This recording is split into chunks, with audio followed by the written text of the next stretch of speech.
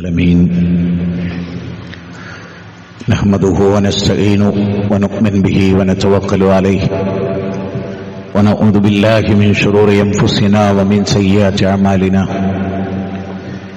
من يهده الله فلا مضل له ومن يضلل فلا هادي له أشهد أن لا إله إلا الله وحده لا شريك له وأشهد أن محمدا عبده ورسوله أرسله بالهدى ودين الحق ليظهره على الدين كله ولو كره المشركون اللهم صل على محمد وعلى آل محمد كما صليت على إبراهيم وعلى آل إبراهيم إنك حميد مجيد اللهم بارك على محمد وعلى آل محمد كما باركت على إبراهيم وعلى آل إبراهيم إنك حميد مجيد أما بعد فإن خير الحديث كتاب الله وخير السنن سنن محمد صلى الله عليه وسلم وشر الأمور محدثاتها وكل محدثة بدعة وكل بدعة ضلالة وكل ضلالة في النار اتقوا الله عباد الله أوصيكم وإياي أولا بتقوى الله أعوذ بالله من الشيطان الرجيم بسم الله الرحمن الرحيم يا أيها الناس اتقوا ربكم الذي خلقكم من نفس واحدة وخلق منها زوجها وبث منهما رجالا كثيرا ونساء واتقوا الله الذي تساءلون به والأرحام إن الله كان عليكم رقيبا يا أيها الذين آمنوا اتقوا الله حق تقاته ولا تموتن إلا وأنتم مسلمون. പ്രിയമുള്ള സഹോദരന്മാരെ, സഹോദരികളെ, സർവശക്തനായ അല്ലാഹുവിൻ്റെ കൽപ്പനാ നിർദ്ദേശങ്ങളെ പൂർണാർത്ഥത്തിൽ ഉൾക്കൊണ്ടുകൊണ്ട് പരമാവധി തഖ്വയുള്ളവരായി ജീവിക്കാൻ പരിശ്രമിക്കണമെന്ന് സ്വന്തത്തെ മറക്കാതെ നിങ്ങളിൽ ഓരോരുത്തരെയും അതർഹിക്കുന്ന ഗൗരവത്തിൽ ശക്തമായ ഭാഷയിൽ വസിയത്ത് ചെയ്യുന്നു, ഉപദേശിക്കുന്നു. കഴിഞ്ഞ വെള്ളിയാഴ്ച തഖ്വയുമായി ബന്ധപ്പെട്ട ഖുത്ബയായിരുന്നുവല്ലോ. തഖ്വ പോലെ തന്നെ വളരെയേറെ പ്രാധാന്യമുള്ള ഒരു വിഷയമാണ് അള്ളാഹുവിന് ശുക്ർ കാണിക്കുക, നന്ദിയുള്ള അടിമകളാവുക എന്ന കാര്യം. നന്ദിയെക്കുറിച്ച് വ്യത്യസ്തങ്ങളായ വീക്ഷണങ്ങളുണ്ട്. നന്ദി ആവശ്യമില്ലാതെ വിശ്വസിക്കുന്ന ആളുകൾ കേരളത്തിലൊക്കെയുണ്ട്. യുക്തിവാദികളുടെ കൂട്ടത്തിൽ ചിലരെങ്കിലും, ഒറ്റപ്പെട്ട വ്യക്തികളെങ്കിലും നന്ദി ആവശ്യമില്ലാത്ത ഒരു വികാരമാണ് എന്ന് പറയുന്ന ആളുകൾ.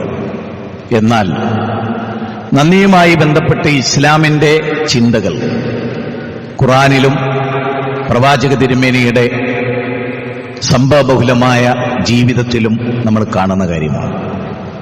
നബി സല്ലല്ലാഹു അലൈഹി വസല്ലമയോട് ആയിഷ ബീവി ചോദിച്ചൊരു ചോദ്യവും പ്രവാചക തിരുമേനിയുടെ ഉത്തരവും നമുക്കെല്ലാവർക്കും അറിയാം ഏറെക്കുറെ. ആയിഷ ബീവി ചോദിച്ചു, എന്തിനാണ് കാലിൽ നീര് കെട്ടുമാറ് നിന്ന് ക്ഷീണിച്ച് നമസ്കരിക്കുന്നത്? എന്തിനാണ്? വരാനിരിക്കുന്നതും കഴിഞ്ഞുപോയതുമായ സകല പാപങ്ങളും അള്ളാഹു അങ്ങൊന്നിന് പുറത്തു തന്നിട്ടുണ്ടല്ലോ, പാപമുക്തനാണല്ലോ അങ്ങ്, എന്തിനാണ് കാലിൽ നീര് കെട്ടുമാറ്, ക്ഷീണിക്കുമാറ്, ഇത്ര പ്രയാസപ്പെടുമാറ്, രാത്രി ദൈർഘ്യമേറി നമസ്കരിക്കുന്നത് എന്ന് ചോദിക്കുന്നുണ്ട് ആയിഷ ബീവി റളിയല്ലാഹു തആല അൻഹ. പ്രവാചക തിരുമേനിയുടെ മറുപടി, നന്ദിയുള്ള ഒരടിമയായി കാണാൻ എന്തുകൊണ്ട് എനിക്ക് ആഗ്രഹിച്ചുകൂടാന്ന്. അപ്പം നന്ദിയുള്ള ഒരു അടിമയാവുക. അല്ലാഹുമ്മ അഇന്നി അലാ ദിക്രിക വശുക്രിക വഹുസ്നി ഇബാദതിക.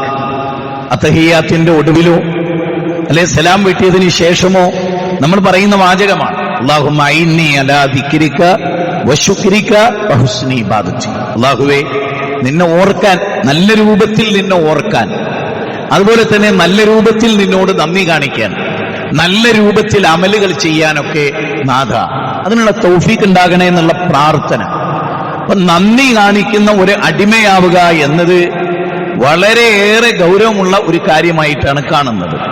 നാം വളരെ ചിന്തിക്കേണ്ട ചില പോയിന്റുകളിലൂടെ കടന്നു പോവുകയാണ്. അല്ലാഹു സുബ്ഹാനഹു വ തആല സൂറത്ത് ഇൻസാനിൽ, ഇൻസാൻ മനുഷ്യൻ എന്ന് പറയുന്ന അധ്യായം, സൂറത്ത് ദഹർ എന്ന് പറയുന്ന അധ്യായം, ആ അധ്യായത്തിൽ തന്നെ അതിന്റെ തുടക്കത്തിലെ 3 വചനങ്ങളിൽ ഗൗരവമായി മനുഷ്യനെ ഉണർത്തുന്ന ഒരു കാര്യമുണ്ട്. അതെന്താണെന്ന് ചോദിച്ചാൽ, പ്രസ്താവ്യമായ ഒന്നുമല്ലാത്തൊരു കാലഘട്ടം, നിങ്ങളുടെയൊക്കെ ജീവിതത്തിൽ അഡ്രസ് ഇല്ലാത്തൊരു കാലഘട്ടം, അതായത് പിതാവും മാതാവും ശാരീരിക ബന്ധത്തിൽ ഏർപ്പെട്ട് ആ സൈക്കോട്ട് രൂപപ്പെടുന്നതിന് മുമ്പ് സിക്താണ്ഡം, അല്ലെങ്കിൽ നമ്മൾ സാധാരണ പറയുന്ന ഒരു കുഞ്ഞിന്റെ ബീജം അല്ലെങ്കിൽ ഇന്ദ്രിയം, അത് പിന്നെ ബീജമായി മാറി, അത് പിന്നെ അണ്ടമായി മാറി, അങ്ങനെ വിവിധ ഘട്ടങ്ങളിൽ അത് വളർത്തിക്കൊണ്ടുവരുന്നു. നമുക്ക് ആർക്കും അതിൽ പങ്കില്ല. അല്ലാഹു സുബ്ഹാനഹു വ തആല പറയാം, അങ്ങനെ ഒരു കാലഘട്ടം നിനക്ക്, നീ ഒന്ന് ഓർക്ക്, അറമാദിച്ച് ജീവിക്കുന്നിടയിൽ നീ ഒന്ന് ഓർക്ക്. എന്താ ഓർക്കേണ്ടത്? പ്രസ്താവ്യമല്ലാത്ത, അഡ്രസ് ഇല്ലാത്ത, പറയപ്പെടാനില്ലാത്ത, ആധാർ കാർഡില്ലാത്ത, ID കാർഡില്ലാത്ത, പാസ്പോർട്ട് ഇല്ലാത്തൊരു കാലഘട്ടം നിങ്ങളുടെയൊക്കെ ജീവിതത്തിൽ കഴിഞ്ഞു പോയിട്ടില്ലേ? തീർച്ചയായും ഉണ്ടെന്നാണ് അവിടെ അല്ലാഹു പറയുന്നത്. അംശാജിൻ നബ്തലീഹ് ഫജഅൽനാഹു സമീഅൻ ബസീറാ. മിശ്രിതമായ ഇന്ദ്രിയത്തുള്ളിയിൽ നിന്ന് നിങ്ങളെ സൃഷ്ടിച്ചില്ലേ? ഒരു അത്ഭുതകരമായ പ്രസ്താവനയാണ്. പ്രത്യേകിച്ച് ആ കാലയളവിലെ ഈ പ്രസ്താവന ഒരു വലിയ സയൻസ് കൂടി പഠിപ്പിക്കുകയാണ്. കാരണം അന്ന് ജനങ്ങൾ വിശ്വസിച്ചിരുന്ന, അന്ന് ജൂത ക്രിസ്ത്യാനികൾക്കിടയിലൊക്കെ ഉണ്ടായിരുന്ന വിശ്വാസം എന്താണ്? ആർത്തവ രക്തത്തിൽ നിന്നാണ് കുഞ്ഞുണ്ടാകുന്നത് എന്ന് വിശ്വസിച്ചൊരു കാലഘട്ടം. നോക്കൂ, ഏറ്റവും വലിയ ശാസ്ത്രവിരുദ്ധത വിശ്വസിച്ചിരുന്ന ഒരു കാലം. സ്ത്രീയാണ് ഒരു കുഞ്ഞിന്റെ എല്ലാം എന്ന് വിശ്വസിച്ച പുരുഷന് പങ്കില്ലെന്നും, അല്ലെങ്കിൽ പുരുഷനാണ് എന്നൊക്കെ അഭിപ്രായ ഭിന്നത നിലനിൽക്കുന്ന ഒരു കാലത്ത് കൃത്യമായ സൂചന നൽകുകയാണ് ഖുർആൻ. മിശ്രിതമായ ഇന്ദ്രിയത്തുള്ളി, പുരുഷന്റെ പങ്കും സ്ത്രീയുടെ പങ്കും അല്ലാഹു നിഷേധിച്ചില്ല. സയൻസിന്റെ ഏറ്റവും വലിയ പ്രത്യേകത എന്താണ്? XX ക്രോമസോമും XY ക്രോമസോമും ഉണ്ട്. അതായത് XYയിലെ Y, പുരുഷനിലെ Y Xുമായി കൂടി ചേർന്നാൽ അത് ആൺകുട്ടിയാണ്. ഇനി സ്ത്രീയിലെ Xും പുരുഷനിലെ Xും കൂടി ചേർന്നാലോ അത് പെണ്ണാണ്. അപ്പം ഇതിന്റെ ഒരു പ്രധാനമായ കാര്യം അതാണ്. മാത്രവുമല്ല, പുരുഷൻ ശപിക്കപ്പെടുന്ന ഇന്ദ്രിയം 2 മില്ലി ലിറ്റർ ഇന്ദ്രിയമാണ് ഒരു സമയത്ത് ഉണ്ടാവുക. അപ്പൊ അതിൽ കോടിക്കണക്കിന് ബീജഗണങ്ങളുണ്ട്. അതിൽ ലക്ഷണമൊത്തൊരു ബീജമാണ് അണ്ഡവുമായി കൂടിച്ചേരുന്നത്. നമുക്കറിയാവുന്ന കാര്യമാണ്. ആ ലക്ഷണമൊത്ത ബീജത്തെ അണ്ഡവുമായി കൂട്ടിച്ചേർക്കുന്ന വ്യവസ്ഥയിൽ നമുക്ക് ആർക്കും പങ്കില്ല.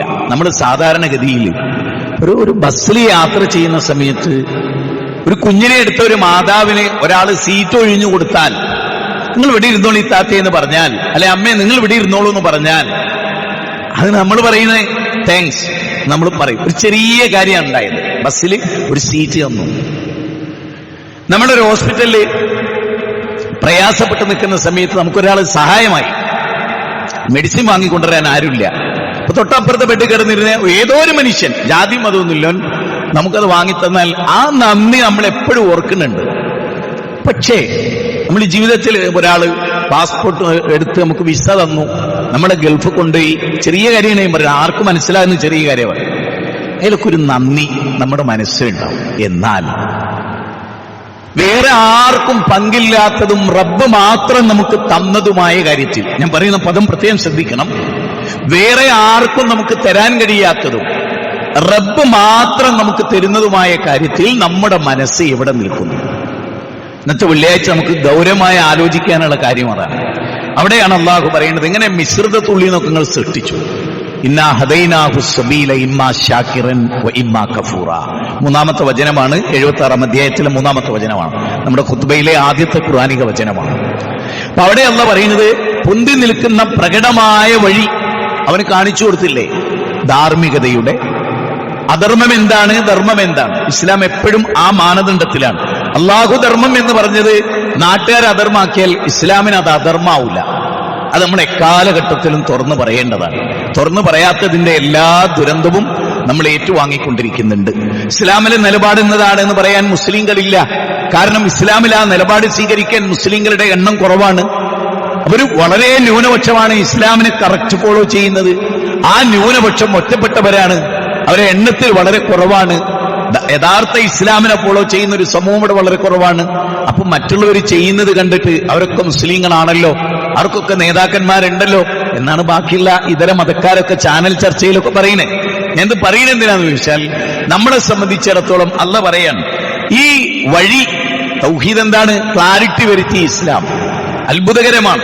ഞാൻ വിശുദ്ധ ഖുർആനിലെ 114 അധ്യായം പല വായിച്ച് മുന്നോട്ട് ശ്രമിക്കുന്ന ഒരാളാണ് ഞാൻ, വായിച്ചുകൊണ്ടിരിക്കുന്ന ഒരാളാണ്. ഇന്നും വായിച്ചുകൊണ്ട് തന്നെയാണ് നിങ്ങളിടത്തേക്ക് വരുന്നത്. എനിക്ക് അത്ഭുതം തോന്നിയൊരു കാര്യം, നിങ്ങൾ നോക്കൂ, ഏതെങ്കിലും ഒരു ദർഗയെ കുറിച്ച്, ഒരു ദർഗയിലെ മഹാന്റെ മഹത്വത്തെ കുറിച്ച് പറയുന്ന അരവാചകം അള്ളാഹുവിന്റെ ഗ്രന്ഥത്തിൽ എവിടെയെങ്കിലും പൂർവകാലത്ത് മരിച്ചുപോയ ഒരു നബിയെ കുറിച്ച് പറയുകയും ആ നബിയുടെ ദർഗയിൽ പോയാൽ നിങ്ങൾക്ക് കുട്ടിനെ കിട്ടും, നിങ്ങളുടെ ആഗ്രഹം പൂർത്തീകരിച്ചു തരും, അള്ളാഹുവിനെ സ്വാധീനിച്ച് അയാൾ അത് വാങ്ങിത്തരും എന്നൊരാശയമുള്ള ഒരവാചകം 114 അധ്യായം മരിച്ചു പെറുക്കിയാൽ ഒരാൾക്ക് കാണാൻ കഴിയും. ഏത് ഉസ്താദ് ആയിക്കോട്ടെ, ഏത് ഗ്രാൻഡ് മുഫ്തി ആയിക്കോട്ടെ, ഒരു ചെറിയ കുട്ടിക്ക് ഈ വെല്ലുവിളി വിളിക്കാം. നാവുകൊണ്ട് സംസാരിക്കാൻ അറിയുന്ന 4 വയസ്സുള്ള ഒരു കുട്ടിക്കും ഉസ്താദിനോട് ചോദിക്കാം, ഉസ്താദെ അങ്ങനെ ഒരു വാചകം അള്ളാന്റെ ഗ്രന്ഥത്തിലുണ്ടോ? ഇല്ല എന്നുള്ളതാണ് ഏറ്റവും രസകരമായ സംഗതി. മൗഇസത്തിന്റെയും കറാമത്തിന്റെയും പേരിൽ അത് മരിച്ചാൽ അത് തുടരും, അതവർക്കുണ്ട് എന്ന് പറഞ്ഞുകൊണ്ട് അതിൽ നിങ്ങൾ തേടിക്കോളൂ, അതിൽ കുഴപ്പമില്ല എന്നൊരു വചനം പറയാൻ അള്ളാഹ്ക്ക് സാധിച്ചില്ലേ? അങ്ങനെ ഒരു ആശയം ഇസ്ലാമാണെങ്കിൽ പടച്ചവൻ അങ്ങനെ ഒരു വാചകം ഇറക്കാൻ കഴിയില്ലേ?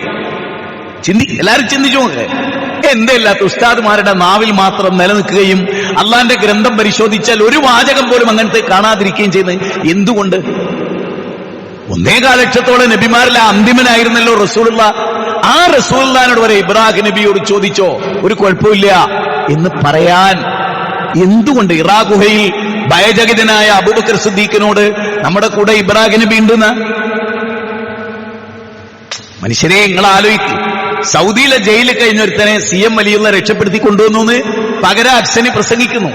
അതേ പകരാക്സന് വിശ്വസിക്കുന്ന ഉസ്താദോ പ്രോപ്പർ ചാനലിൽ അതിനു വേണ്ട ദുനിയാവിലെ വ്യവസ്ഥകളുണ്ടല്ലോ, ആ വ്യവസ്ഥ അനുസരിച്ചല്ലാതെ അദ്ദേഹത്തിനോട് CM-നോട് അത് പറഞ്ഞേച്ചാ പോരെ? ഒരു പെണ്ണിന്റെ മോചനവുമായി ബന്ധപ്പെട്ട ചർച്ച സോഷ്യൽ മീഡിയ. എന്നാലും ചിന്തിക്കില്ല നമ്മൾ ആളുകൾ. അപ്പോഴും ചിന്തിക്കാൻ സ്തുതിപാഠകരായ മന്ദബുദ്ധികളല്ലാതെ മനുഷ്യന്റെ തലച്ചോറ് വർക്ക് ചെയ്യുന്നില്ല എന്ന് പറഞ്ഞാൽ ഇതിനോളം വലിയൊരു ദുഃഖം എന്താ ഉള്ളത്? പടച്ചോൻ എന്ന ഏറ്റവും വലിയ നിയമത്താണ് തലച്ചോറ് ഉപയോഗിക്കുക എന്നുള്ളത്. ആലോചിച്ചു നോക്ക്. അതായത് സൗദി അറേബ്യയിലെ ജയിലിലുണ്ടായിരുന്ന ഒരാളെ അവിടെ പോയി കയ്യും പിടിച്ച് വന്ന് മരിച്ചുപോയ CM അടവൂരി എന്ന് വിശ്വസിക്കുന്ന ഒരു കൗമ് ഏറ്റവും ക്രെഡിറ്റ് എടുക്കാവുന്ന ഒരു അവസരത്തിൽ ആ കയ്യും പിടിച്ചിങ്ങ് പോന്നാ പോരെ അവിടുന്ന്? ചിന്തിക്കൂല. ആ ഭാഗം പറയാ അയ്യേ അങ്ങോട്ട് ചിന്തിക്കൂല. അല്ലാത്തൊരു, ഞാൻ പലപ്പോഴും പല പ്രസംഗത്തിലും പറയുന്ന ഒരു കാര്യം പറഞ്ഞോട്ടെ, പെരിച്ചായി തലച്ചോറ് തിന്നാനുള്ള അവസ്ഥ ഭയങ്കരമാണ്. ഈ പെരിച്ചായി തലച്ചോറിൽ കയറിയിട്ട് കംപ്ലീറ്റ് തിന്നു കളഞ്ഞാല് പിന്നെ ശൂന്യായിരിക്കും, കാണാനൊരു തലയും കണ്ണും ചെവിയൊക്കെ ഉണ്ടാവും, പക്ഷെ ഈ സംഗതി വർക്ക് ചെയ്യാതായി പോകും. പെരിച്ചായി തലച്ചോറ് തിന്നൂല നിങ്ങൾക്കൊക്കെ അറിയാം, പിന്നെ എന്തിനാ അപ്പം അത് ഉപയോഗിച്ച്? ഓനൊരു ഇറിറ്റേഷൻ ഉണ്ടാകാൻ അത് അങ്ങനെ കണ്ട ഒരു ഇത്, എന്നിട്ടോ എന്റെ തലച്ചോറ് വർക്ക് ചെയ്യെങ്കിൽ വർക്ക് ചെയ്യട്ടെ എന്ന് വിചാരിച്ചു. നമ്മള് അത് പറയുമ്പോഴാണ് നിങ്ങൾ ആരെങ്കിലും ചിന്തിച്ചിട്ടുണ്ടോ അള്ളാഹു നന്ദി കെട്ടവൻ, നമ്മുടെ വിഷയം അതായതുകൊണ്ടാട്ടോ, നന്ദി കെട്ടവൻ എന്ന് വിളിച്ചത് ആരെ അറിയോ? ഔലിയാക്കളെ പിന്നാലെ പോകുന്നവരെ. അത് കേട്ടിട്ടുണ്ടോ നിങ്ങൾ ഖുർആനിൽ? അള്ളാനെ വിട്ടിട്ട് ഔലിയാക്കളെ പിന്നാലെ പോകുന്നവരെ അള്ള വിളിച്ചത് എന്താ അറിയോ? ലാലിമ്. അള്ള വിളിക്കേണ്ട ആലിമ് എന്നല്ലേ? ഇവിടെ ആളുകളുടെ വാദപ്രകാരം എന്താ വിളിക്കേണ്ടത്? അള്ളാനെ മറന്നിട്ട് ഔലിയാക്കളെ മാത്രം പറഞ്ഞ് ഔലിയാക്കളെ പിന്നാലെ പോകുന്നവരെ അള്ള എന്താ വിളിച്ചത്? വായിക്കില്ല, നമ്മുടെ കൗമ വായിക്കില്ല അള്ളാന്റെ ഗ്രന്ഥം. 39-ാം അധ്യായം സൂറത്ത് സുമറിന്റെ തുടക്കത്തിലെ 3-ാമത്തെ വചനം തന്നെ എന്താ? നിങ്ങളത് കേട്ടു നോക്കി. അലാലില്ലാഹി ദീനുൽ ഖാലിസു വല്ലദീന ഇത്തഖദൂ മിൻ ദൂനിഹി ഔലിയാ. നിങ്ങൾ നേർക്ക് നേരെ അതിന്റെ അർത്ഥം വെച്ച് നോക്കിയേ. അലാലില്ലാഹി ദീനുൽ ഖാലിസു, നിഷ്കളങ്കമായ കീഴ്വണക്കം അത് അള്ളാഹുവിന് മാത്രമുള്ളതാണെന്ന് നിങ്ങൾ അറിയണം. എന്നിട്ടോ വല്ലദീന ഇത്തഖദൂ മിൻ ദൂനിഹി ഔലിയാ, അള്ളാഹ്ക്ക് പുറമെ ഔലിയാക്കളെ സ്വീകരിച്ച ആളുകൾ അവരെന്തേ പറയുന്നത്? ഈ ഔലിയാക്കളെ സ്വീകരിച്ചപ്പോൾ അവർക്ക് ന്യായം ഉണ്ടായിരുന്നു. എന്താണ് ആ ന്യായം? ആ ന്യായം വേറൊന്നുമല്ല. അവർ പറയുന്നത് മാ നഅ്ബുദുഹും ഇല്ലാ ലിയുഖർരിബൂനാ ഇലല്ലാഹി സുൽഫ. അവർ അള്ളാനെ വിട്ടിട്ടില്ല. മക്കയിലെ മുശ്രിക്കുകൾ പറയുന്ന അള്ളാന്റെ അടുത്ത് ഇവർ ഞങ്ങളെ സാമീപ്യമുള്ളവരാക്കും, പടച്ചോനിലേക്ക് കൂടുതൽ അടുത്ത ഈ മഹാന്മാരായ ഔലിയാക്കൾ അള്ളാഹുവിലേക്ക് ഞങ്ങളെ അടുപ്പിക്കും. ശരി, ഈ ആയത്ത് അവസാനിക്കുന്നത് എങ്ങനെയാ? നോക്കൂ നിങ്ങൾ, ലാ യഹ്ദീ മൻ ഹുവ കാദിബുൻ കഫാർ. ഒരു നന്ദി കെട്ടവനെയും വഴിവെച്ചവനെയും അള്ളാഹ് ഇഷ്ടപ്പെടുകയില്ല എന്ന് പറഞ്ഞുകൊണ്ടാണ്. ആരാ നന്ദി കെട്ടവൻ? ഞാൻ വിളിക്കുമ്പോൾ നിങ്ങൾക്ക് ബാലുശ്ശേരി കടുപ്പിച്ച് പറഞ്ഞു. അള്ളാഹ് പറയാൻ നന്ദി കെട്ടവനാണ് അവൻ. ആര്? അള്ളാഹ്. എന്തുകൊണ്ടാ പറയുന്നത്? അത് അതിന്റെ മുകളിലും താഴെ അള്ളാഹ് പറയുന്നുണ്ട്. ആകാശം സൃഷ്ടിച്ചതിൽ അവർക്ക് പങ്കില്ല, ഭൂമിയെ സൃഷ്ടിച്ചതിൽ അവർക്ക് പങ്കില്ല, നക്ഷത്രങ്ങൾ വിന്യസിച്ചതിൽ അവർക്ക് പങ്കില്ല, ഈ ഭൂമി നിലനിൽക്കുന്നതിൽ അവർക്ക് പങ്കില്ല, ഇവിടെ ഓക്സിജൻ സംവിധാനിച്ച അവർക്ക് പങ്കില്ല, ഇവിടെ ഒരു വസ്തുവിലും അവർക്ക് എന്തില്ല. ഹാദാ ഖൽഖുല്ലാഹ് ഫഅറൂനി മാദാ ഖലഖല്ലദീന മിൻ ദൂനി ബലിദ്ദാലിമൂന ഫീ ളലാലിൻ മുബീൻ. ആ ആയത്ത് കഴിഞ്ഞാൽ പിന്നെ വരുന്ന ആയത്ത് ഏതറിയോ? ഇത് സൂറത്തുൽ ലുഖ്മാനിലെ 10-ാമത്തെ വചന. അതിലെ 11-ാമത്തെ വചനം എന്താ അറിയോ നിങ്ങള്? വലഖദ് ആതൈനാ ലുഖ്മാനൽ ഹിക്മത അനിഷ്കുർ ലില്ലാഹ് വമൻ യശ്കുറു ഫഇന്നമാ യശ്കുറു ലിനഫ്സി വമൻ കഫറ ഫഇന്നല്ലാഹ ഗനിയ്യുൻ ഹമീദ്. ആരെങ്കിലും ഖുർആനെ ഹഖ് തിലാവത്ത് നടത്തിയാൽ ഞാൻ പലപ്പോഴും എനിക്ക് സങ്കടം തോന്നിപ്പോയിട്ടുണ്ട്. ഈ ഉമ്മത്തിനെ കുറിച്ച് ഈ ഗ്രന്ഥം കയ്യിലുണ്ടായിട്ട് അതിലെന്താ പറയുന്നത്? വലഖദ് ആതൈനാ ലുഖ്മാനൽ ഹിക്മത അനിഷ്കുർ ലില്ലാഹ്. ലുഖ്മാനുൽ ഹക്കീമിന് തത്വജ്ഞാനം നൽകിയിരിക്കുന്നുണ്ട്. അനിഷ്കുർ ലില്ലാഹ്, അള്ളാഹ്നോട് നന്ദി കാണിക്കണം. അപ്പൊ ഔലിയാക്കളെ പിന്നാലെ പോകുന്നവരാരാണ്? നന്ദി കെട്ടവരാണ്. ഓൻ SSF എന്ന് പറഞ്ഞാലും SKSSF എന്ന് പറഞ്ഞാലും ഓൻ സമസ്ത എന്ന് പറഞ്ഞാലും ഓൻ സംസ്ഥാന എന്ന് പറഞ്ഞാലും പ്രിയപ്പെട്ടവരെ നന്ദി കെട്ടവരാണ്. കാരണം ഇവരെ ഏത് ഔലിയാന്റെ പിന്നാലെ പോകുന്ന ഔലിയ ഒരു മുട്ടുസൂചി സൃഷ്ടിച്ചിട്ടില്ല. അതാണ് അള്ളാഹ് അവിടെ പറയുന്നത്. ഹാദാ ഖൽഖുല്ലാഹ്, ഈ മേലെ എണ്ണിയതൊക്കെ അള്ളാന്റെ സൃഷ്ടിയാണ്. ഫഅറൂനി, നിങ്ങൾ എനിക്ക് കാണിച്ചു തരൂ. മാദാ ഖലഖല്ലദീന മിൻ ദൂനി, അള്ളാഹ്ക്ക് പുറമെ നിങ്ങൾ പോയ ഔലിയാക്കൾ ഒരു മുട്ടുസൂചി നിർമ്മിച്ചിട്ടുണ്ടെങ്കിൽ പറയൂ എന്നല്ല പറയാം. ഇതൊക്കെ അള്ളാന്റെ ഖുർആൻ. നിങ്ങൾക്ക് ഇങ്ങനെ തോന്നില്ല ഇതൊക്കെ ഖുർആനിലുണ്ടായി? കാന്തപുരം ഇത് കാണുന്നില്ലേ? കാന്തപുരം ഖുർആൻ തന്നെ കണ്ടിട്ടുണ്ടോന്നുള്ളത് എനിക്ക് സംശയമാണ്. നിങ്ങൾ പറയും ഞങ്ങൾ അയാൾ കയ്യിലെടുത്തിട്ടുണ്ടാവും, അയാളെ മുന്നിൽ ഓതിയിട്ടുണ്ടാവും. പക്ഷേ അയാൾ ഓതിയത് ഹഖ് തിലാവത്തല്ല എന്നാണ് അള്ളാഹ് പറയുന്നത്. ആ ഹഖ് തിലാവത്ത് നടത്തിയിട്ടുണ്ടെങ്കിൽ, ഈ വചനം കണ്ടിട്ടുണ്ടെങ്കിൽ എങ്ങനെ മനുഷ്യൻ കേടുവരും? ഇന്ന ഹാദൽ ഖുർആന യഹ്ദീ ലില്ലത്തി ഹിയ അഖ്വം, ഏറ്റവും ചൊവ്വായതിലേക്ക് ഈ ഗ്രന്ഥം മനുഷ്യനെ നയിക്കുന്നു എന്നാണ്. ഇനി നിങ്ങൾ ആലോചിച്ച് നോക്കൂ, ഖുർആനിലെ അടുത്ത വാചകത്തിൽ പറയണം. അല്ലാത്തൊരു ഈ നന്ദി കാണിക്കുന്നത് എന്തിനാ? നിങ്ങൾക്ക് വേണ്ടിയാണ്. ആരെങ്കിലും നന്ദി കാണിച്ചാൽ അത് അവന് വേണ്ടിയാണ് എന്നല്ല പറയാം. അതിന്റെ ഉപകാരം അവനാണ്. ആ നന്ദി കാണിക്കുന്നതിന്റെ ഉപകാരം അവനാണ്. അത് വല്ലാത്തൊരു പ്രയോഗമല്ലേ? അതുകൊണ്ട് തന്നെ മനുഷ്യൻ നോക്കൂ, വല്ലാഹു, അടുത്ത വാചകം അല്ല പറയാണ് 16-ാം അധ്യായം 78-ാമത്തെ വചനാണ്. ഒരുപാട് പഠിക്കാനുണ്ട് അല്ലാഹുവിന്റെ ഗ്രന്ഥത്തിൽ. വല്ലാഹു അഖ്റജകും മിൻ ബുതൂനി ഉമ്മഹാതികും ലാ തഅലമൂന ശൈഅ വജഅല ലകുമുസ് സമഅ വൽ അബ്സാറ വൽ അഫ്ഇദ ലഅല്ലകും തഷ്കുറൂൻ. ആയത്ത് അവസാനിക്കുന്ന അങ്ങനെയാണ്. ആയത്തിന്റെ അവസാന ഭാഗമാണ് ശ്രദ്ധ. നിങ്ങളുടെ മാതാക്കളുടെ, ഉമ്മമാരുടെ ഉദരങ്ങളിൽ നിന്ന് അള്ളാഹു നിങ്ങളെ പുറത്തു കൊണ്ടുവന്നു.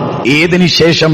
ഖലഖം മിൻ ബാദി ഖൽഖിൻ ഫീ ദുലുമാതിൻ സലാസിൻ ദാലികുമുല്ലാഹു റബ്ബുക്കും ലഹുൽ മുൽക്ക്. സൂറത്തു സുമറിലെ 6-ാമത്തെ വചന. കാരണം സൂറത്തു സുമറിലെ 3-ാമത്തെ വചനത്തിൽ എന്താ ഉള്ളത്? ഔലിയാക്കളെ പിന്നാലെ പോകുന്നവർന്നല്ല, അതിന്റെ തുടർച്ചയത്. അവിടെ അള്ളാഹ് പറയാണ് മനുഷ്യനെ 3 ഇരുട്ടറകൾക്കുള്ളിൽ അള്ളാഹ് സൃഷ്ടിച്ചു. അവിടെ പറയുന്നത് എന്താണ്? ദാലികുമുല്ലാഹു റബ്ബുക്കും, അങ്ങനെയുള്ളവനാണ് നിങ്ങളുടെ അള്ളാഹ്, നിങ്ങളുടെ റബ്ബ് അങ്ങനെയുള്ളവനാണ്. ഗർഭപാത്രത്തിൽ ഒരു കുഞ്ഞിന് രൂപകൽപ്പന ചെയ്യുന്നവനാരോ അവന് നന്ദി കാണിക്കൂ എന്നാണ് പറയുന്നത്. അങ്ങനെ ഇവിടെ എന്താ പറയുന്നത്? അങ്ങനെ നിങ്ങൾക്ക് കേൾവി നൽകി, നിങ്ങൾക്ക് കാഴ്ച നൽകി, നിങ്ങൾക്ക് ചിന്താശേഷി നൽകി. ഇതൊക്കെ നൽകിയതിനെ കുറിച്ചുള്ള ദിക്റുള്ളിടത്തെ ശുക്റുണ്ടാകുള്ളൂ. ശുക്റുണ്ടാകണമെങ്കിൽ ദിക്റുണ്ടാകണം. ആ ദിക്ർ എന്താണ്? വിശുദ്ധ ഖുർആൻ തന്നെ പറയുന്നുണ്ട്. എന്താ? അലാ ബിദിക്രില്ലാ, തത്മഇന്നുൽ ഖുലൂബ്. സൂറത്ത് റഅദ് 13-ാം 28-ാമത്തെ വചനം. അല്ലാഹനെ ഓർക്കുക വഴിയാണ് മനസ്സ് ശാന്തമാകുന്നത്. നോക്കൂ, സ്വന്തം ശരീരത്തെ മാത്രം നിങ്ങളൊന്ന് നോക്കൂ. ഞാൻ ഒരുപാട് ഹോസ്പിറ്റലിൽ കിടന്ന ഒരാളാണ്. എല്ലാ ദിവസവും ഇപ്പൊ ഞാൻ ഹോസ്പിറ്റലിൽ പോകുന്നുണ്ട്. എല്ലാ ദിവസവും അങ്ങനത്തെ ഒരു സിറ്റുവേഷൻ ഉപ്പയുമായി ബന്ധപ്പെട്ട് എല്ലാ ദിവസവും അങ്ങനെ എല്ലാ ദിവസവും ഉപ്പാൻ ഹോസ്പിറ്റലിൽ കൊണ്ടുപോകേണ്ട ഒരവസ്ഥ. ഞാൻ പറയുന്നത്, എത്രയോ രോഗികൾ, കാലില്ലാത്തവർ, കൈയില്ലാത്തവർ, കണ്ണില്ലാത്തവർ, മുച്ചിറിയന്മാരായിട്ടുള്ള ആളുകൾ, ഹാൻഡിക്യാപ്പ് നമ്മൾ പറയുന്ന ഈ സമൂഹത്തിന് മുമ്പിൽ നമ്മൾ ജീവിക്കുമ്പോൾ നമുക്ക് വഫീ അൻഫുസികും അഫലാ തുബ്സിറൂൻ വഫിൽ അർദി ആയാത്തുൽ ലിൽ മുഖ്മിനീൻ വഫീ അൻഫുസികും അഫലാ തുബ്സിറൂൻ. സൂറത്തുദ് ദാരിയാത്ത് 20-21 വചനം വായിച്ചു നോക്കിയേ നിങ്ങൾ. ഈ ഭൂമി അത്ഭുതങ്ങളുടെ കലവറയാണ്. നിങ്ങളുടെ നഫ്സാകട്ടെ അത്ഭുതങ്ങളുടെ, അത്യത്ഭുതങ്ങളുടെ, എത്ര വായിച്ചാലും തീരാത്തൊരു മഹാപുസ്തകത്തിന്റെ കോടാനുകോടി വായനക്കാർ ഒന്നിച്ചിരുന്ന് വായിച്ചാൽ തീരാത്ത കോടാനുകോടി അത്ഭുതങ്ങളുടെ കേന്ദ്രമാണ് ഒരു വിരലടയാളം പോലും.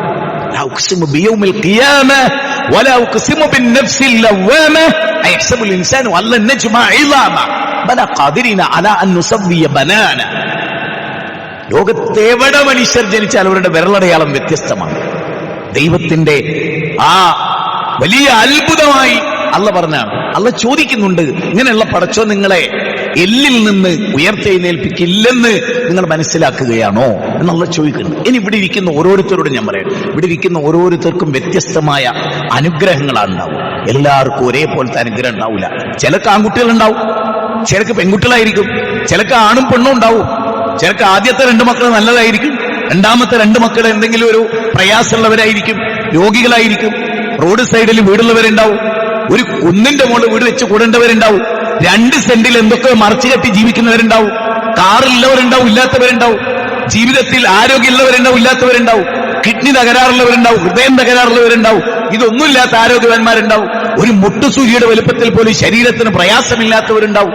അങ്ങനെയുള്ള എല്ലാവരും ഇരുന്നിട്ടൊന്ന് ആലോചിക്കും. അള്ള തന്ന, ഞാൻ ഇന്നും വല്ലാഹി ഇന്നും എനിക്ക് റോബസ്റ്റ പഴം ഒരു പഠനമാണ്. ഞാൻ ഇന്നും ഈ മറ്റുള്ള പഴങ്ങളെ അപേക്ഷിച്ച് റോബസ്റ്റയുടെ പഴത്തിന്റെ ആ കാമ്പുണ്ടല്ലോ, അതിനെക്കുറിച്ച്, ആ സോഫ്റ്റ്നെസ്സിനെ കുറിച്ച് ഒന്ന് ആലോചിച്ചു. ഞാൻ ഇന്നും അതിലൊരു കഷ്ടം എടുത്തിട്ട് ഞാനിങ്ങനെ മുന്നിൽ വെച്ചുകൊണ്ട് നാഥ, മൃഗങ്ങൾ മൂത്രമൊഴിക്കുന്ന വാഴമരട്ടിന്റെ ചുവട്ടിൽ മാലിന്യങ്ങളുള്ള മീനും അതുപോലെ പലതും മുറിച്ചതിന് ശേഷം അതിന്റെ ആവശ്യമില്ലാത്തത് നമ്മൾ എല്ലാ വേസ്റ്റ് വാട്ടർ നമ്മൾ ഈ വാഴമരട്ടിലേക്ക് അവിടെ നിന്നുകൊണ്ട് ഈ റോബസ്റ്റ പഴം നിർമ്മിച്ചെടുക്കുമ്പോൾ കല്ലില്ലാത്ത, മണ്ണില്ലാത്ത, മണ്ണിന്റെ ചുവയില്ലാത്ത, വെള്ളത്തിന്റെ വേറൊരു സംഭവമില്ലാത്ത ഇത്ര മനോഹരമായ ഈ റോബസ്റ്റ പഴം നാഥ എന്തുകൊണ്ടാണ് ഉണ്ടാക്കിയത്? മനുഷ്യകുലത്തിന് ആർക്കും പരിശ്രമിച്ചാൽ സാധിക്കാത്ത ഓരോ ഫ്രൂട്ടിനുള്ളിൽ അടങ്ങിയിരിക്കുന്ന ടേസ്റ്റിനെ ആരാണ് മനുഷ്യർക്ക് എന്തുത്തരമാണുള്ളത്? ആരാണെന്ന ഉത്തരമാണുള്ളത്? അല്ല പറയാണ്, ഇതെല്ലാം നിങ്ങൾക്ക് വേണ്ടി സൃഷ്ടിച്ചതാണ്. സൂറത്ത് ബഖറയിലെ 29-ാമത്തെ വചനമാണ്. ഈ ഭൂമിയിൽ ഇതെല്ലാം നിങ്ങൾക്ക് വേണ്ടി, ലോകത്തെന്തുണ്ടോ അത് മനുഷ്യർക്ക് വേണ്ടി, ഡയറക്റ്റോ ഇൻഡയറക്റ്റായി മനുഷ്യർ ഉപയോഗിക്കുന്നതോ ഉപയോഗിക്കാത്തതോ ആയ, കണ്ടതോ കാണാത്തതോ ആയ എല്ലാം മനുഷ്യന്റെ നിലനിൽപ്പുമായി ബന്ധപ്പെട്ടിരിക്കുന്നു എന്ന ഖുർആനിന്റെ വീക്ഷണം. എങ്കിൽ നിങ്ങൾ ഓരോരുത്തരും ചിന്തിക്കുക, നമുക്ക് അല്ലാഹു നൽകിയ ഓരോ നിയമത്തിനെ കുറിച്ച് ആലോചിക്കും.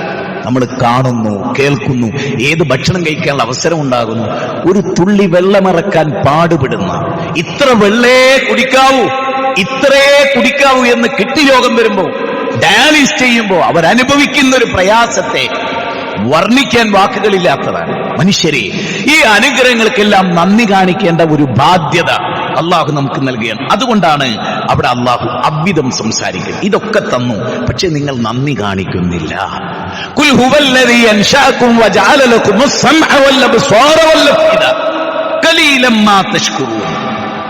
സൂറത്ത് മുൽക്കിലാണ്, 60-ാം അധ്യായമാണ്, 23-ാമത്തെ വചനമാണ്. എന്താ അള്ളാഹു പറയുന്നത്? അവനാണ് നിങ്ങളെ സൃഷ്ടിച്ചുണ്ടാക്കിയത്, നിങ്ങൾക്ക് കേൾവിയും കാഴ്ചയും ഹൃദയങ്ങളും ഏർപ്പെടുത്തി തരികയും ചെയ്തവൻ അവനാണ്. കുറച്ച് മാത്രമേ നിങ്ങൾ നന്ദി കാണിക്കുന്നു. ശരിയല്ലേ? എല്ലാവരും ആലോചിച്ചു. അള്ളാഹു ചെയ്ത അനുഗ്രഹങ്ങൾ ഇങ്ങനെ എടുത്തെടുത്ത് പറഞ്ഞ് ഇതിന് നന്ദി കാണിക്കാൻ നമുക്ക് സാധിച്ചിട്ടുണ്ടോ? ഇന്നതും എന്റെ റബ്ബെനിക്ക് തന്നതാണ്. ഞാൻ റബ്ബിനൊരിക്കൽ ഓരോന്നും നമ്മൾ സാധാരണ ഇവിടെ ഇരിക്കുന്ന സഹോദരന്മാരോട് പറയാൻ എനിക്കതില്ല, എനിക്കിതില്ല, ആ വീട്ടുകാർക്കുള്ളതൊന്നും ഇവിടെ ഇല്ല, പലർക്കുള്ളതൊന്നും ഇവിടെ ഇല്ല എന്ന് നമ്മൾ എണ്ണാണ്. എന്നാൽ ഉണ്ട് ഒന്നെന്ന് എണ്ണാൻ പഠിച്ചു നോക്കി നിങ്ങൾ. ഞാൻ ഇവിടെ ഇത് വലിയൊരു തത്വമായിട്ട് എടുത്തോളൂ. ഇല്ല ഇല്ല എന്ന് പറയുന്നതിന് പകരം ഉണ്ട് ഉണ്ട് ഉണ്ട് എന്നൊന്ന് എണ്ണി നോക്കിയേ. എനിക്ക് ഈ ഭൂമിയിൽ അല്ലാഹു എന്നെ സൃഷ്ടിച്ചു, മനുഷ്യരുടെ കൂട്ടത്തിൽ പെടുത്തി. അൽഹംദുലില്ലാ, പന്നിയും പട്ടിയുമായ എന്റെ നാഥൻ എന്നെ സൃഷ്ടിച്ചില്ല, പുഴുവായ എന്റെ നാഥൻ എന്നെ സൃഷ്ടിച്ചില്ല. മനുഷ്യൻ എന്ന വലക്കത് കറംനാ ബനി ആദം, അല്ലാഹ് ആദരിച്ച കൂട്ടത്തിൽ അല്ലാഹു എന്നെ സൃഷ്ടിച്ചു. തകരാറില്ലാത്ത കാലുകൾ തന്നു. എനിക്ക് കാലുകളുണ്ട്, എനിക്ക് കൈകളുണ്ട്, എനിക്ക് കണ്ണുകളുണ്ട്, എനിക്ക് ആരോഗ്യമുണ്ട്. എനിക്കൊരു ചെറ്റക്കുടിലാണെങ്കിലും ചെറ്റക്കുടിലുണ്ട്. നാം മറുഭാഗത്തോ കാലില്ലാത്തവരുണ്ട്, കൈയില്ലാത്തവരുണ്ട്. അവരുടെ ഇടയിൽ ഞാൻ ആരാ? ഇതൊക്കെ ഉള്ള ഒരാളാണ്. അൽഹംദുലില്ലാ. പ്രസിദ്ധമായ ഒരു ഹദീസ്, വളരെ ശ്രദ്ധേയമായ തിരുദൂതരുടെ വചനസാഗരങ്ങളിൽ നിന്ന് എത്ര ചിന്തിച്ചാലും എത്ര ഗവേഷണം നടത്തിയാലും അത്ഭുതകരമായ മോട്ടിവേഷൻ നൽകുന്ന ഒരു ഹദീസ്. ഉൻദുറു ഇലാ മൻ അസ്ഫല മിൻകും വലാ തൻദുറു ഇലാ മൻ ഹുവ ഫൗകകും ഫഹുവ അജ്ദറു അല്ലാ തസ്ദറു നിഅമത്തുല്ലാഹി അലൈക്കും. ആ ഹദീസ് പൂർണ്ണമായിട്ടൊന്ന് കിട്ടൂക്കിയേ. ഉൻദുറു ഇലാ മൻ അസ്ഫല മിൻകും, നിങ്ങൾ നിങ്ങളുടെ താഴെയുള്ളവരിലേക്ക് നോക്കുക. വല്ലാത്തൊരു, നിങ്ങളുടെ മേലെയുള്ളവരിലേക്ക്. അപ്പോഴാണല്ലോ അവർക്കുള്ളത് നമുക്കില്ല എന്ന പ്രശ്നം വരുന്നത്. നമുക്കുള്ളതൊന്നും ഇല്ലാത്ത ഒരു ജനതയിൽ വെച്ച് ഇതുണ്ട് ഇതുണ്ട് ഇതുണ്ട് അവരെക്കാൾ എന്നത് പറഞ്ഞു നോക്കിയേ, ജീവിതം പോസിറ്റീവായിരിക്കും, ഭയങ്കര എനർജി ആയിരിക്കും. അങ്ങനെ പറഞ്ഞ് ശീലിച്ചു നോക്ക്. വേണ്ടതൊക്കെ പോട്ടെ, അംബാനിക്കും ബിൽഗേറ്റ്സിനും ടാറ്റക്കും ബിർലക്കും കൊടുക്കാത്ത എന്തോന്ന് കിട്ടിയവരാണല്ലോ പള്ളിയിൽ ഇരിക്കുന്നത്. അതെന്താ? ഹിദായത്ത് ഇബ്രാഹിം നബീന്റെ ബാപ്പാക്ക് കൊടുക്കാത്ത, നൂഹ് നബീന്റെ മകനും നൂഹ് നബീന്റെ ഭാര്യക്കും കൊടുക്കാത്ത, മുഹമ്മദ് നബിയുടെ വലിയ വലിയ മൂത്താപ്പാർക്ക് കൊടുക്കാത്ത, അത് കിട്ടിയ പോക്കരും മൊയ്തീനും ജബ്ബാറും ഖാദറും ഒക്കെ തിരിക്കുന്നത്. എങ്കിൽ പറയൂ, ഇല്ല എന്നതാണോ പറയേണ്ടത്, ഉണ്ട് എന്നതാണോ പറയേണ്ടത്? എനിക്ക് 5 മക്കളുണ്ട്, 3 ഗൾഫിലാ. സാരല്ല, 2 ജോലി ഇല്ലാത്തുള്ളൂ, സാരല്ല. ഖാദറാജിക്കാന്റെ 8 മക്കളതാ, 8 മക്കൾ രോഗികളാ. ഞാൻ കാസർഗോഡ് പോയപ്പോ ഒരു ഉമ്മാക്ക് ജനിച്ച 4 മക്കളും രോഗികൾ. ഒരാൾ പോലും അവിടെ അല്ല. എന്റെ കുടുംബത്തിലെ ഒരാളുടെ ആരോഗ്യദൃഢഗാത്രരായ മക്കളായിരുന്നു. 4 ആൾക്കും പിന്നീട് ഒരു തരം തളർച്ച വന്നു. കാലിൽ സ്വാധീനമില്ലാത്ത, കൈക്ക് സ്വാധീനമില്ലാത്ത ആളുകളായിരുന്നു. ഞാൻ എപ്പോഴും കാക്കാനോട് പറയും, ആ വീട്ടിൽ ചെന്നിട്ട് സാരമില്ല, ഇത് റബ്ബിന്റെ പരീക്ഷണമാണ്. മക്കൾക്ക് ബുദ്ധിക്ക് മോശമില്ലല്ലോ, അങ്ങനെ ചിന്തിക്കൂ. നടക്കാൻ പറ്റും, പക്ഷെ കുറച്ചൊരു പ്രയാസത്തോടു കൂടി. അത്ര പോലും നിരങ്ങി നടക്കുന്നവർ ഉണ്ടോ ഈ ഭൂമിയിൽ? ഉണ്ട് കാക്ക. അത് നോക്കൂ, അതിന്റെ മേലെയുള്ളവരിലേക്ക് നോക്കരുത്. ആ വീട്ടിൽ ഇതൊന്നും അല്ല, നമുക്കുള്ളതൊന്നും പലർക്കിൽ. ഹദീസിൽ എന്താ ഉള്ളത്? ഉൻദുറു ഇലാ മൻ അസ്ഫല മിൻകും വലാ തൻദുറു ഇലാ മൻ ഹുവ ഫൗകകും. പിന്നെ പറയുന്ന വാചകം എന്താണ്? ഫഹുവ അജ്ദറു അല്ലാ തസ്ദറു നിഅമത്തുല്ലാഹി അലൈക്കും. റബ്ബ് നിങ്ങൾക്ക് ചെയ്ത നിഅമത്ത് നിങ്ങൾക്ക് കാണണമെങ്കിൽ നിങ്ങളെ മേലേക്ക് നോക്കിയാൽ പറ്റൂല. അപ്പൊ നിങ്ങൾക്കൊന്നും കിട്ടിയിട്ടില്ല എന്ന് നിങ്ങൾക്ക് തോന്നുള്ളൂ. അല്ലാഹ് നിങ്ങൾക്ക് നൽകിയത് നിങ്ങൾക്ക് നിസാരമായി തോന്നാതിരിക്കാൻ. ഞാൻ ചോദിക്കട്ടെ, ഒന്നുമില്ലാതെ വന്ന നമ്മൾ, മാതാവിന്റെ ഗർഭപാത്രത്തിൽ നിന്ന് കരഞ്ഞുകൊണ്ട് വന്ന നമ്മൾ, എല്ലാം നേടിയിട്ടും ഒന്നുമില്ല എന്ന് പറയുന്ന നന്ദികേടില്ലേ? ആ നന്ദികേട് പടച്ചോൻ പറയുന്നൊരു വാചകമുണ്ട്. അതൊരു വല്ലാത്ത വാചക. സൂറത്ത് ഇബ്രാഹിമിലാണ്. നോട്ട് ചെയ്ത് മനസ്സിൽ വെച്ചിട്ട് പോയിക്കൊള്ളി. 14-ാം അധ്യായം 7-ാമത്തെ വചനമാണ്. അതിലെന്താ അല്ലാഹ് പറയുന്നറിയോ? വൈദ് തഅദ്ദന റബ്ബുക്കും, വല്ലാത്തൊരു പ്രയോഗ. വൈദ് തഅദ്ദന റബ്ബുക്കും ലഇൻ ശകർതും ലഅസീദന്നകും. അറബി ഭാഷ അറിയാവുന്ന പലരും വിശ്വാസത്തിലുണ്ടെന്ന് എനിക്കറിയാം. നിങ്ങൾ ആ പ്രയോഗത്തെ കുറിച്ച് നിങ്ങൾ നന്ദി കാണിച്ചാൽ തീർച്ചയായും ഞാൻ നിങ്ങൾക്ക് അനുഗ്രഹം വർദ്ധിപ്പിച്ച് നിങ്ങൾക്ക് ഞാൻ ചെയ്ത അനുഗ്രഹം നിങ്ങൾക്ക് അത് വ്യത്യസ്തമാണ്. എനിക്കില്ല നിങ്ങൾക്കില്ല, നിങ്ങൾക്കില്ല എനിക്കില്ല, അങ്ങനെ പലർക്കും വ്യത്യസ്ത. അള്ളാഹ് എന്താ പറയുന്നത്? നിങ്ങൾ നന്ദി കാണിച്ചാൽ തീർച്ചയായും ഞാൻ വർദ്ധിപ്പിച്ച് തരും. അള്ളാന്റെ, അതായത് അള്ളാഹ് അവിടെ യുക്തിവാദിയെന്നോ നിരീശ്വരവാദിയെന്നോ ഒന്നും, ഒരു വ്യക്തിയെയോ സമൂഹത്തെയോ രാജ്യത്തെയോ ദേശത്തെയോ ഒന്നും പറഞ്ഞില്ല. നിങ്ങൾക്ക് ഞാൻ നൽകിയ അനുഗ്രഹത്തിന് നിങ്ങൾ നന്ദി കാണിച്ചാൽ നിങ്ങൾക്ക് ഞാൻ വർദ്ധിപ്പിച്ചു തരും. എന്നിട്ട് നിങ്ങളെങ്ങാനും നന്ദികേട് കാണിച്ചാൽ ഇന്ന അദാബി ലശദീദ്, ഇതെപ്പോഴും ഓർത്തോളി. അള്ള ചെയ്ത നിഅമത്തിന് നന്ദി കാണിക്കുക എന്ന് പറഞ്ഞാൽ എന്താ? നന്ദിയോടുകൂടി ഓർത്താ മതി. പടച്ചോനെ, ഇതൊന്നും എന്റെതല്ല റബ്ബേ, ഇതൊക്കെ നീ തന്നതാ, ഞാൻ നിന്നോട് നന്ദിയുള്ളവനാണെന്നുള്ളൊരു ഹൃദയം. അതുകൊണ്ടാണ് നിങ്ങൾ നോക്ക്, മഹാനായ സുലൈമാൻ നബി അലൈഹിസ്സലാത്തു വസ്സലാം 2000 മേൽത്തരം കുതിരകൾ അദ്ദേഹത്തിന് മുമ്പിൽ പ്രദർശിപ്പിക്കപ്പെട്ടു. അന്ന് കിട്ടാവുന്നതിൽ വെച്ച് ഏറ്റവും വലിയ, ശരിക്കും മനസ്സിലാക്കണം, അന്ന് കിട്ടാവുന്നതിൽ വെച്ച് ഏറ്റവും മുന്തിയ 2000 കുതിരകൾ മുന്നിൽ വന്നപ്പോ അദ്ദേഹം പറയുന്നൊരു കാര്യമുണ്ട്, ഇതൊക്കെ എനിക്ക് ഉപയോഗിക്കാനുള്ളതാണ്, ഞാൻ രാജാവാണ്, ഞാൻ ഉപയോഗിക്കും. പക്ഷേ എന്റെ റബ്ബ് തന്നതാണ് എന്ന ബോധം മറന്നുകൊണ്ട്, അഹങ്കാരത്തിന്റെ തരിമ്പ് മനസ്സിൽ വെച്ചുകൊണ്ട് ഞാനതൊന്നും ഉപയോഗിക്കില്ല. ബൽക്കീസ് രാജ്ഞിയുടെ സിംഹാസനം കണ്ണിമ വെട്ടി തുറക്കുന്നതിന് മുമ്പ് ഹാജരായപ്പോൾ, അവിടേക്ക് സമാഗതമായപ്പോൾ അദ്ദേഹം പറഞ്ഞ വാചകം എന്താ? ഹാദാ മിൻ ഫളിൽ റബ്ബി. നമ്മളൊക്കെ അവിടെ നിർത്തും. ഹാദാ മിൻ ഫളിൽ റബ്ബി ലിയബ്ലുവനി അഷ്കുർ അം അക്ഫുർ. ശ്രദ്ധേയമായ വാചകമാണ്. 27-40 വചനമാണ്.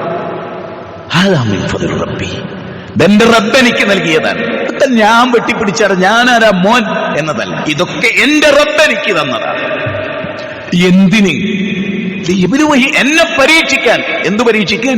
ഞാൻ നന്ദിയുള്ളവനാണോ, ഞാൻ നന്ദി കെട്ടവനാണോ എന്ന് പരീക്ഷിക്കാൻ. അതുകൊണ്ട് വളരെ ഗൗരവമായി തന്നെ ജീവിതത്തെ കാണുകയും അങ്ങേയറ്റത്തെ നന്ദിയുള്ളവരാകാൻ നാം ശ്രമിക്കുകയും വേണം. പ്രവാചകന്മാരുടെ മനസ്സത് നന്ദിയുള്ള, അള്ളാഹുവിനോട് അങ്ങേയറ്റത്തെ കടപ്പാടുള്ള, അള്ള ചെയ്തു എന്നതിനെ എടുത്തു പറഞ്ഞുകൊണ്ട് പ്രാർത്ഥിക്കുന്ന ഒരു വലിയ സമൂഹമായി അവർ മാറുകയുണ്ടായി. അള്ളാഹു നമ്മെ അനുഗ്രഹിക്കുമാറാകട്ടെ.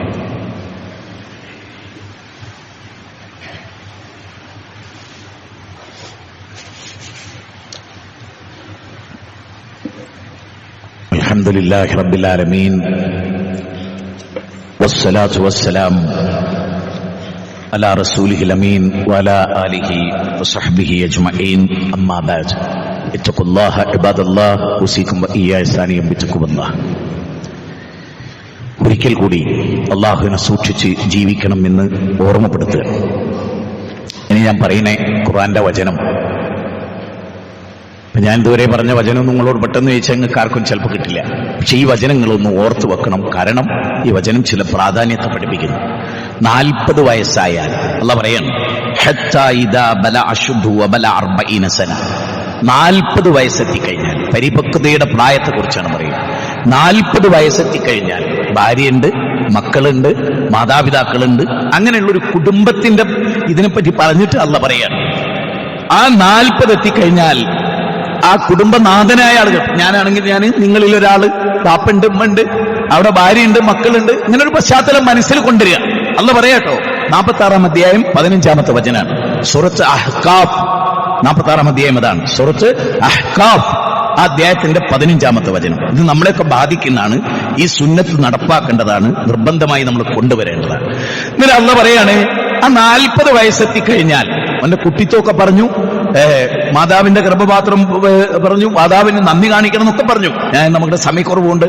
ഖാല റബ്ബി ഔസിഅനി അൻ അശ്കുറ നിഅമതക അല്ലതി അൻഅംത അലയ്യ വഅല വാലിദയ്യ വഅൻ അഅമലൻ സ്വാലിഹൻ തർളാഹു ഫഅസ്ലിഹ് ലി ഫീ ദുർരിയതി ഇന്നി തുബ്തു ഇലൈക വഇന്നി മിനൽ മുസ്ലിമീൻ. ഇത് ശരിക്ക് 40 വയസ്സെത്തിയാൽ അവൻ റബ്ബിനോട് പ്രാർത്ഥിക്കും. അപ്പൊ 40 വയസ്സെത്തുന്ന ഏതൊരാളും ഈ പ്രാർത്ഥന നടത്തുന്ന ആളാകണം. നമ്മൾ പല പ്രാർത്ഥനകളും നടത്താറുണ്ട്. എന്താണ് ആ പ്രാർത്ഥനയുടെ പൊരുള്? തന്റെ മാതാപിതാക്കളോട് നല്ല നിലയിൽ വർത്തിക്കണമെന്ന് മനുഷ്യനോട് അനുശാസതാണ് വവസൈനൽ ഇൻസാൻ തുടക്കം പറയുന്നത്. ഇനി പറയുന്ന കാര്യം നോക്കൂ. അങ്ങനെ അവൻ 40 വയസ്സെത്തിയാൽ അവൻ ഇപ്രകാരം പ്രാർത്ഥിക്കും, എന്റെ രക്ഷിതാവേ. ഞാനിവിടെ ചോദിക്കാം, 40 കഴിഞ്ഞ ഒരുപാട് ആൾ ഈ സദസ്സിലുണ്ട്. 40 കഴിഞ്ഞ് 60-ലെത്തി, 60 കഴിഞ്ഞ് 70-ലെത്തിയവരും ചിലപ്പോൾ ഈ സദസ്സിലുണ്ടാവും. 40 വയസ്സായ ഒരുപാട് ആളുകൾ ഉണ്ടാവും. 40-ലേക്ക് എത്തി വരുന്നവരും ഉണ്ടാവും. ഇങ്ങനൊക്കെ ഉണ്ടാവും. നമ്മുടെ പ്രാർത്ഥനയിൽ ഇത് വരാറുണ്ട്. എന്താ അള്ളാഹ് പറയുന്നത്? എന്റെ നാഥാ, നീ എനിക്ക് പ്രചോദനം നൽകണമേ. എന്തിന്?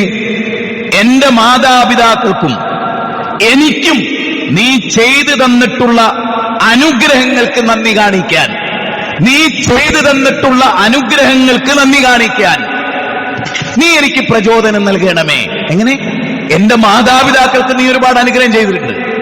അതിൽ കൂടുതൽ എക്സ്ട്രാ ഒരുപക്ഷെ എനിക്കും ചെയ്തിട്ടുണ്ട്, അല്ലെങ്കിൽ അവർക്ക് ചെയ്തിട്ടുണ്ട്.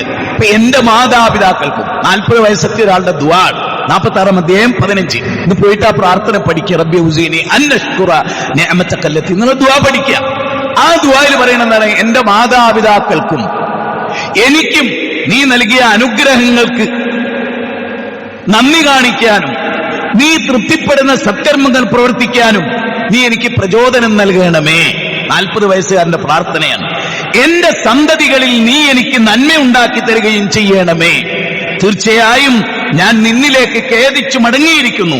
തീർച്ചയായും ഞാൻ നിനക്ക് കീഴ്പ്പെട്ടവരുടെ കൂട്ടത്തിലാകുന്നു എന്ന വാചകമാണ് ഈ പഠിപ്പിക്കുന്നത്. അതുകൊണ്ട് തന്നെ നമ്മളെ സംബന്ധിച്ചിടത്തോളം ഈ ഒരു പ്രാർത്ഥനയും അനുബന്ധമായ ചിന്തയും നമ്മുടെ മനസ്സിൽ ശക്തമായി ഉണ്ടാകണം എന്നാണ് ഞാൻ പറയുന്നത്. അങ്ങേയറ്റത്തെ നന്ദിയുള്ള, പടച്ചവനോട് അങ്ങേയറ്റത്തെ കടമയുള്ള, നിങ്ങൾ ഏത് കാര്യം നിൽക്കോ, ഈ ലോകത്തേത് വസ്തു എടുത്തോ, ഈ ലോകത്തുണ്ടാക്കി എന്ത് മെറ്റീരിയൽസ് എടുത്തോ, ഒക്കെ അള്ളാഹ് ഉണ്ടാക്കിയല്ലേ.